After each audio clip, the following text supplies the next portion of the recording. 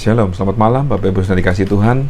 Kita berjumpa kembali dalam program My Way. Malam hari ini, satu renungan singkat yang akan memberkati kehidupan kita sebelum kita beranjak tidur dalam damai sejahtera Tuhan. Dan puji Tuhan, malam hari ini kita masih dapat kesempatan untuk kembali belajar. Dan malam hari ini saya akan membahas tentang satu tema, yaitu belajar percaya. Di dalam kehidupan kita ini, yang dinamakan percaya ini tidak otomatis terjadi, tidak begitu saja terjadi. Misalnya, saat kita menjumpai orang yang baru pertama kali kita kenal, apakah kita langsung percaya kepadanya? Ataukah kita masih membutuhkan waktu untuk mempercayai orang tersebut? Saya yakin kalau kita adalah orang-orang normal, tentu kita tidak gampang percaya kepada orang asing khususnya. Atau kalau orang yang sudah sering kita dengar namanya, kita sering dengar kisah hidupnya, dan ada banyak orang yang mengatakan secara positif, memberi kesan positif terhadap orang itu, dan pada saat kita bertemu dengan orang tersebut, mungkin percaya kita jauh lebih tinggi dibandingkan dengan orang asing yang belum kita kenal sama sekali. Demikian juga dengan Tuhan Allah kita. Jika kita sudah mengakui Yesus Kristus adalah Tuhan dan Allah dalam hidup kita, mari kita belajar percaya. Nah, belajar percaya yang seperti apa yang Tuhan inginkan?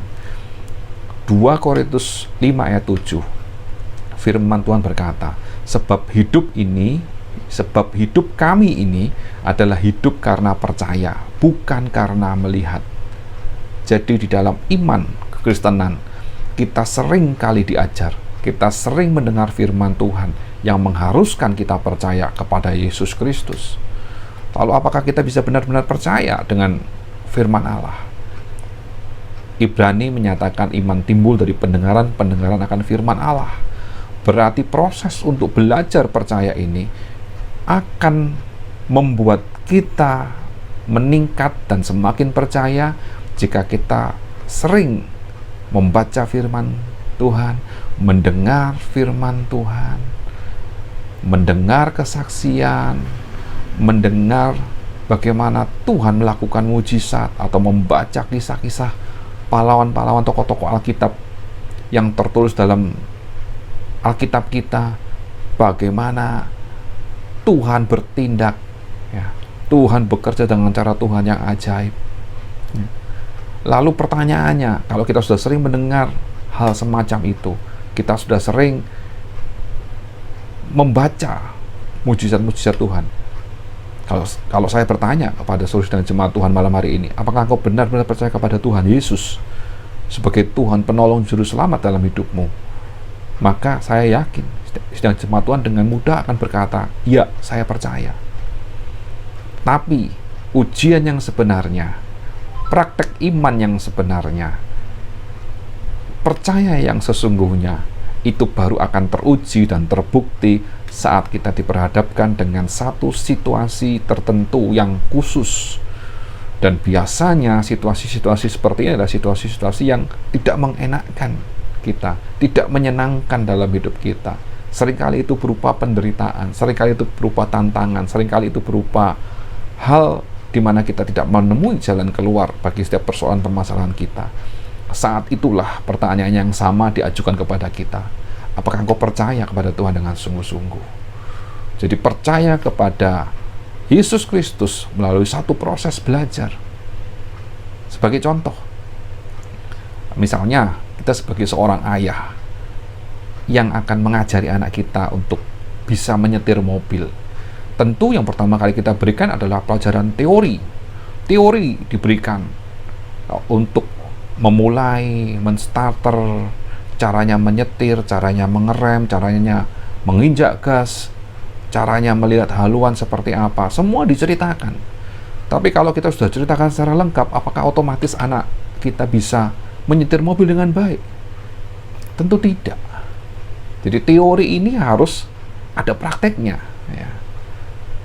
Saat kita memberi latihan praktek kepada anak kita untuk mengemudi dengan benar, apakah lalu anak kita juga akan langsung menjadi seorang pengemudi yang handal?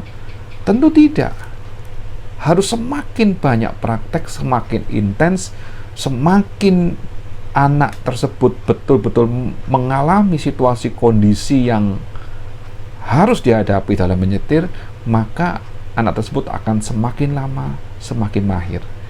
Dan sebaliknya, kalau saya bertanya, apakah anak yang baru belajar menyetir mobil dipercaya oleh ayahnya untuk menyetir mobil sampai ke jalan raya yang ramai? Tentu tidak. Ada masanya, ada waktunya. Apalagi keluar kota sampai naik ke pegunungan, tentu tidak semudah itu dipercayakan kendaraan tersebut kepada anak yang baru belajar. Demikian juga sebetulnya itu yang sedang dikerjakan oleh Tuhan Allah kita. Bagaimana Tuhan Yesus selalu mengajarkan murid-muridnya untuk belajar percaya, percaya, percaya. Dengan cara bagaimana? Ada kisah dalam Alkitab yang menceritakan tentang waktu Lazarus mati. Dan kita membaca kisah itu bahwa Yesus sengaja memperlama tinggal, lalu memperlambat, sehingga pada akhirnya Lazarus mati. Dan murid-murid Tuhan Yesus pada saat itu sudah dalam situasi dan kondisi ketidakmungkinan. Jadi bagaimana Tuhan akan menolong? Bagaimana Tuhan akan melakukan mukjizat? Tidak terpikirkan oleh murid-muridnya. Tetapi Tuhan Yesus melakukan satu perkara yang ajaib. Meskipun Lazarus sudah mati 4 hari, Lazarus bisa dibangkitkan. Dan apa maksud dari Tuhan melakukan hal seperti itu? Dalam Yohanes 11 ayat 15, firman Tuhan berkata, "Tetapi syukurlah, aku tidak hadir pada waktu itu, sebab demikian lebih baik bagimu, supaya kamu dapat belajar percaya." Jadi marilah kita pergi sekarang kepadanya. Firman Tuhan dalam Yohanes 11 ayat 15 sudah mengajarkan kepada kita bahwa Tuhan sedang mendidik kita supaya iman kita bertumbuh, berkembang, menuju kesempurnaan dan semakin mencapai kedewasaan iman. Memang itu diwujudkan dalam bentuk pertolongan Tuhan yang mungkin seakan-akan kita harapkan tetapi belum kita terima. Mungkin Tuhan membawa kita dalam satu keadaan, situasi, kondisi, masalah yang sangat sulit sekali sehingga kita tidak dapat menanggungnya. Tetapi disitulah Tuhan mengajarkan bagaimana belajar percaya itu harus terjadi di dalam kehidupan setiap anak-anak Tuhan. Saat kita percaya kepada Tuhan dengan sungguh-sungguh, maka kita akan melihat bahwa rancangan Tuhan adalah rancangan yang indah, rancangan yang penuh dengan damai sejahtera, rancangan yang baik bagi kita semua. Malam hari ini, mari kita belajar percaya. Terus izinkan Tuhan bekerja untuk membawa iman kita sampai kepada kesempurnaan iman di dalam pengenalan Yesus Kristus yang benar. Puji Tuhan. Tuhan Yesus memberkati kita malam hari ini. Amin.